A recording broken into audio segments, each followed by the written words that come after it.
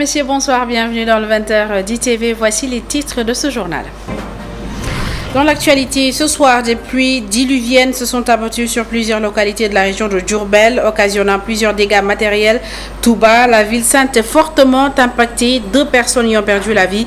140 mm de pluie se seraient abattus sur la ville sainte et le réseau d'assainissement n'a pas tenu. Beaucoup de quartiers sont inondés et d'innombrables dégâts matériels enregistrés. Nous aurons les détails dans cette édition avec notre correspondant à Touba. Et puis l'Agence nationale de l'aviation civile et de la météorologie alerte au cours des prochaines 24 heures. Des pluies seront observées dans une grande partie du territoire. Les régions nord-ouest, centre-ouest et centre-sud sont concernées. Une vague de chaleur sera notée en raison de la couverture nuageuse dense par endroits. Et puis les magistrats du pôle judiciaire et financier officiellement installés ce matin. Le pôle remplace la cour de répression de l'enrichissement illicite et placé au cœur du tribunal de grande instance hors classe de Dakar. La cour est dotée, le pôle plutôt est doté d'un dispositif de traque et d'enrichissement illicite. Et selon le ministre de la Justice, il vient s'ajouter aux dispositifs déjà existants tels que la Cour des comptes, l'OFNAC, pour mieux lutter contre la corruption.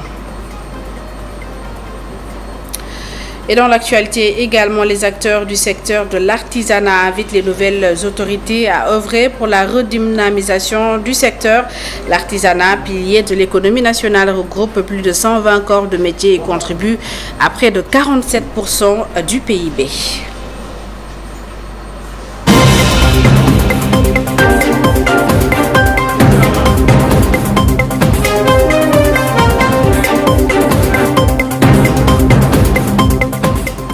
Un mort et un blessé grave enregistré après l'effondrement d'un bâtiment à Touba, Keur Niang. Ce drame est survenu après les fortes pluies qui se sont abattues sur la ville sainte dans la nuit du lundi et la journée d'aujourd'hui. À Touba, certains quartiers sont inaccessibles et de nombreuses familles dorment à la Belle Étoile. Correspondance à Touba, Goranaklo et Tiernofaye.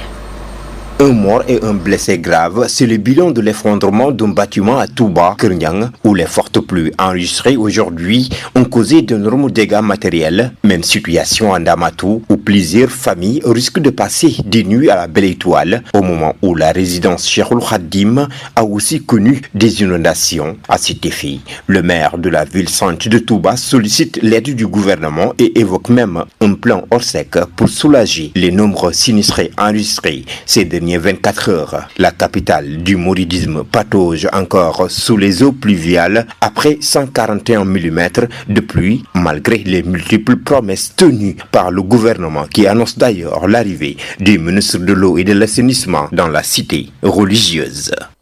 Et puis notez que le bilan a évolué, il est actuellement de 2 morts. Et puis la situation qui est de plus en plus critique à Touba. 2 personnes sont décédées, des inondations massives et d'importants dégâts matériels enregistrés selon le sous-préfet de l'arrondissement de Ndam, Abdoulaye Kharma. La situation est particulièrement alarmante autour de la grande mosquée de Touba. Voici Abdoulaye Kharma, sous-préfet de Ndam au micro de Goronaklo.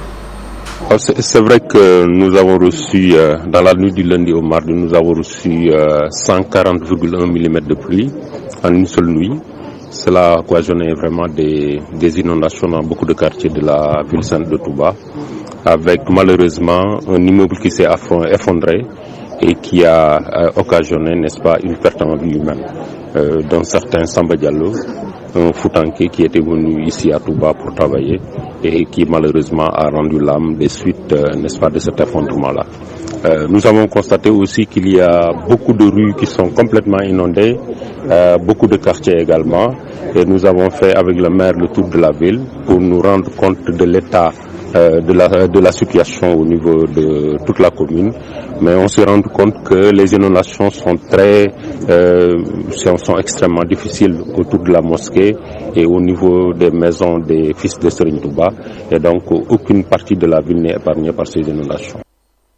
Réaction à présent du maire de Touba, selon Abdoulahat K, 140 mm3 d'eau se sont déversés sur la ville sainte et le réseau d'assainissement n'a pas tenu. Il annonce d'ailleurs la mobilisation des autorités pour soulager les sinistrés de Touba.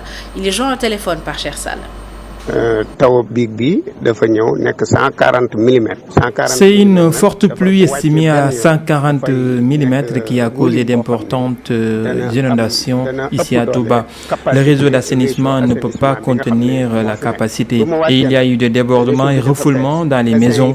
Malheureusement, à Kernyang, une partie d'une maison s'est effondrée près du bassin de stockage et a fait un mort et un blessé. Les victimes sont des locataires originaires du Fouta. Samba Diallo était le nom de celui qui est décédé et son frère a été évacué à l'hôpital Matlaboul Fawzaini. Les motopompes ne peuvent pas grand-chose vu l'envergure, mais le ministre de l'Intérieur a déployé les sapeurs-pompiers de Diourbel et les agents de l'assainissement sont attendus.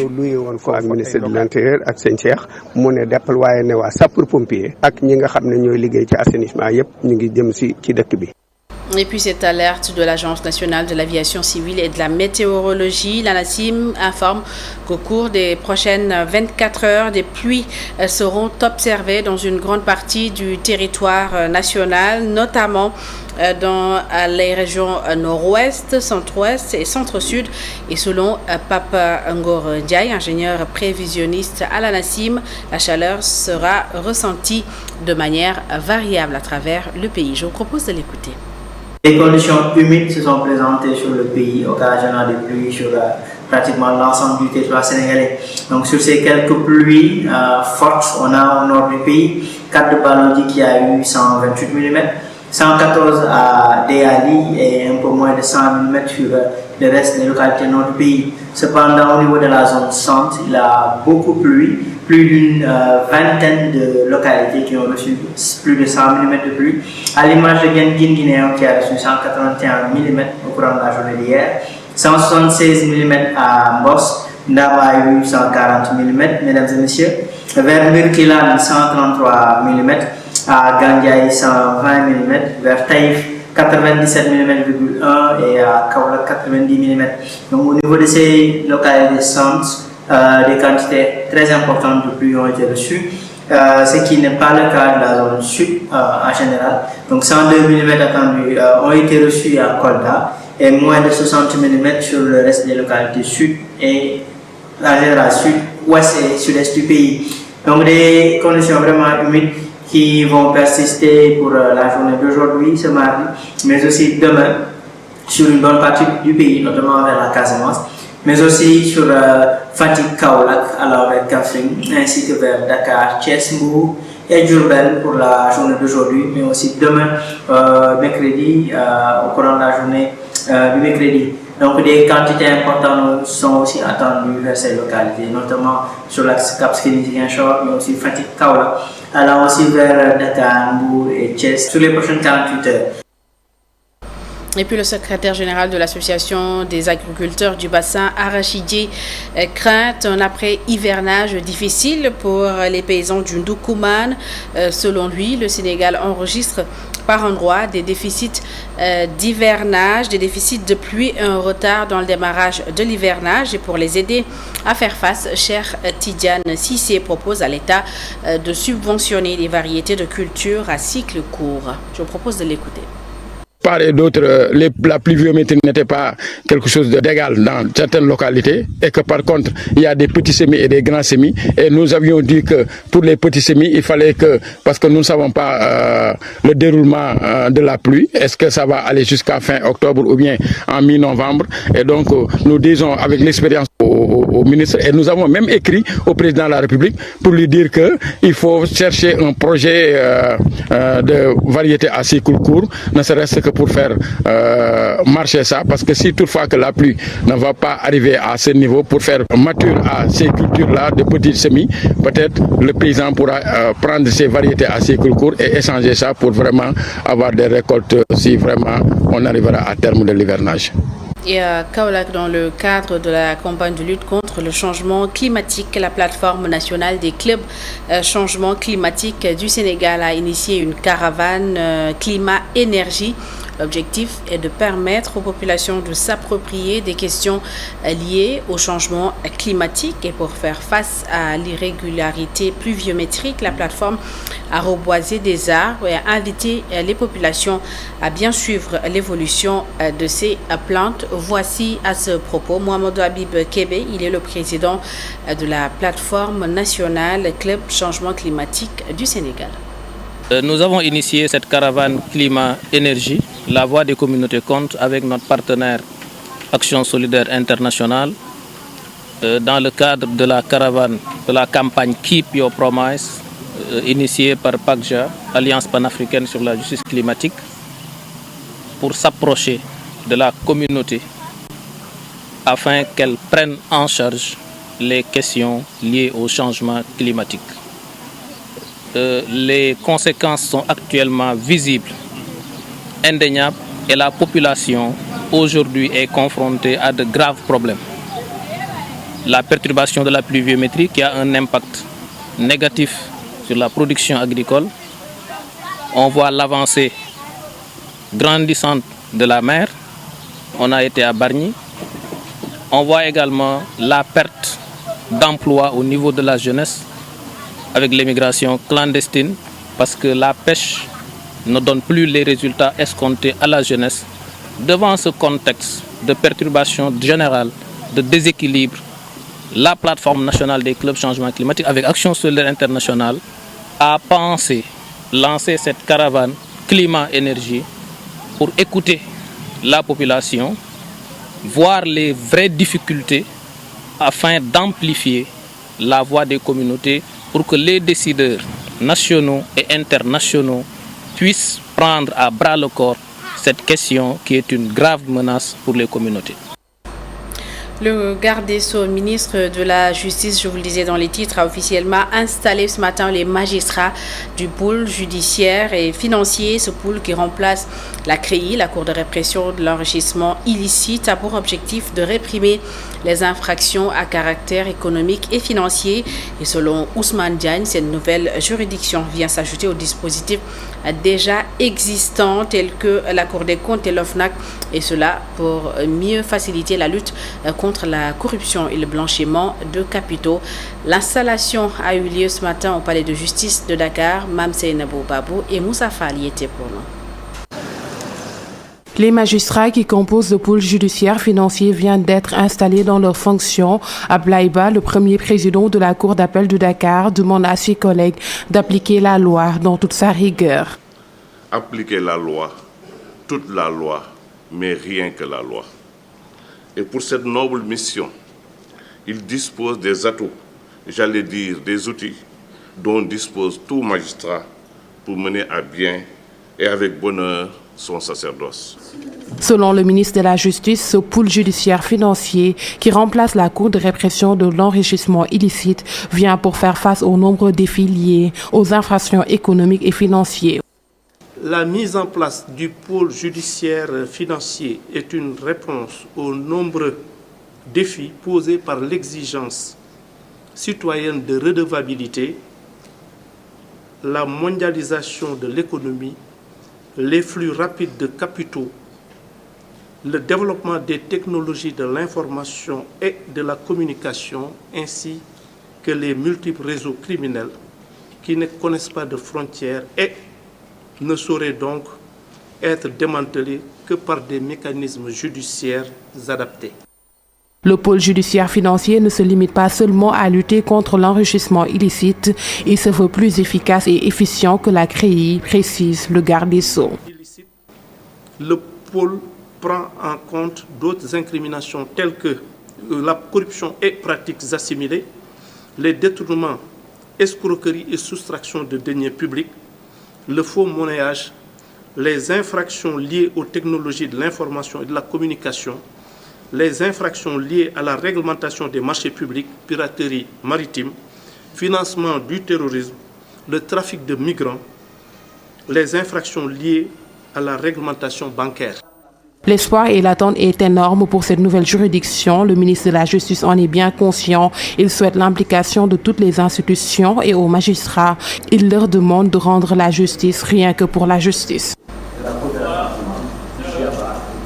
Et puis le procureur général près la Cour d'appel de Dakar est lui convaincu que les magistrats qui ont été nommés mesurent la lourdeur de leurs responsabilités. D'après Mbacké Fall, il ne s'agira pas de règlement de comptes, mais plutôt de reddition des comptes. Il a par ailleurs insisté sur le respect de la préservation de la dignité humaine. Écoutons-le. Vous ferez votre travail conformément à la loi, mais dans le respect de la dignité de la personne humaine et des droits de la défense.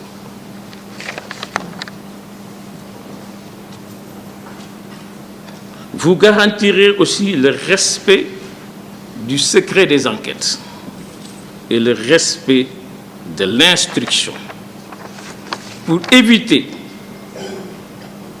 de porter atteinte à l'honorabilité des personnes suspectées, mais toujours présumées innocentes, tant qu'un tribunal compétent et impartial ne les aura pas déclarés coupables sur la base des éléments de preuve apportés et discutés au cours des débats d'audience. Il vous appartiendra donc de vérifier les renseignements qui vous sont fournis, quelle qu'en soit leur source.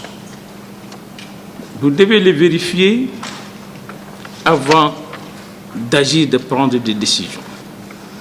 Ne vous lassez jamais de procéder ou de faire procéder à tous les actes utiles à la manifestation de la vérité.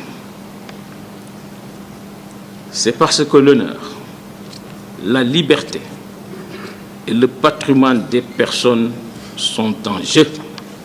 Je demeure convaincu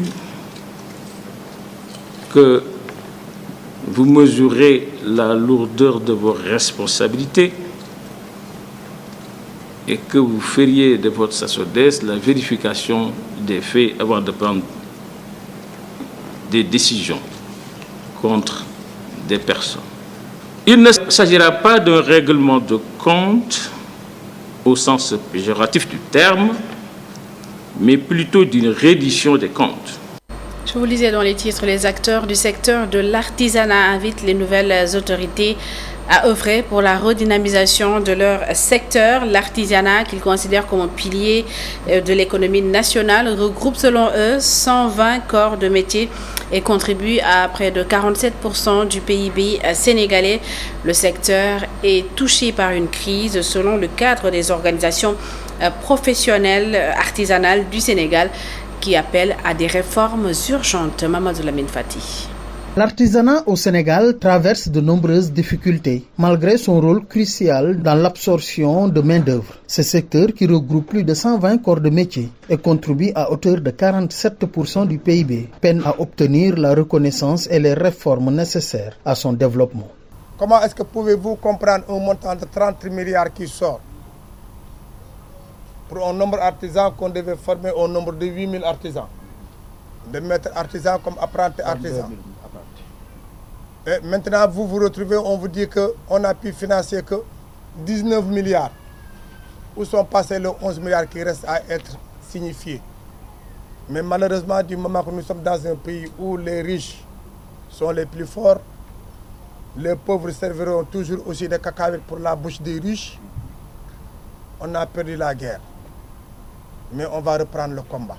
Les acteurs de l'artisanat se mobilisent pour faire entendre leurs doléances. Ils appellent à des réformes profondes pour redynamiser le secteur. L'implication des artisans dans les instances de décision, mais aussi permettre aussi aux artisans de pouvoir accéder au financement, parce que nous, notre combat, c'était ça, c'était les 4 F. Financement, foncier, formation, formalisation. C'était juste les 4 F auxquels nous sommes confrontés comme problème. Mais ces 4 F, jusqu'à présent, rien n'est encore résolu. Les artisans réclament plus de considération et une meilleure implication de la part des nouvelles autorités.